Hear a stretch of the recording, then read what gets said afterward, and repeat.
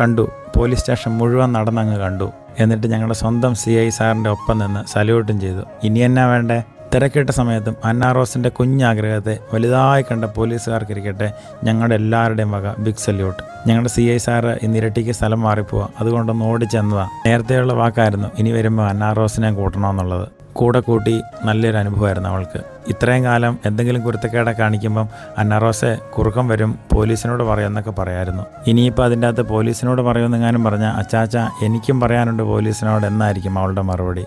അന്നാ റോസും ഞാനും മാർട്ടിൻ ചേട്ടനും കൂടെ ആയിരുന്നു പോയെ. ഇനി 1 മണിക്കൂറും കൂടെ ഉള്ളു സാർ ചിറ്റാരിക്കാലിൽ ഇരിട്ടിയിലേക്ക് സ്ഥലം മാറിപ്പോവാം. എന്നാലും ഞങ്ങൾ ഇറങ്ങുന്നിടം വരെ യാതൊരു തിരക്കും കാണിക്കാതെ എല്ലാത്തിനും കൂടെ നിന്നു. പറയാതെ വയ്യ എന്ത് സിമ്പിളായിട്ടാണ് ഓരോ മനുഷ്യരും നമ്മുടെ മുമ്പിലങ്ങ് ആയിത്തീരുന്നത്. പോകുന്നതിന് മുമ്പ് വയറ് നിറച്ച് ചിക്കൻ ബിരിയാണി തന്നിട്ടാണ് ഞങ്ങളെ അവിടുന്ന് വിട്ടത്. അതും പോലീസ് സ്റ്റേഷൻ്റെ കുഞ്ഞ് ക്യാൻറ്റീനിൽ നിന്ന്.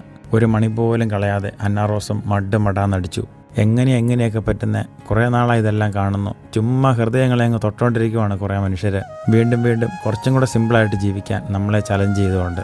നമ്മൾ പോലും ആവശ്യപ്പെടാതെ നമ്മളെ ഹൃദയങ്ങളെ തൊട്ട് സ്നേഹം പകരുന്ന നല്ല മനുഷ്യരെ നിങ്ങൾക്ക് ബിഗ് സല്യൂട്ട്. ദൈവം അനുഗ്രഹിക്കട്ടെ.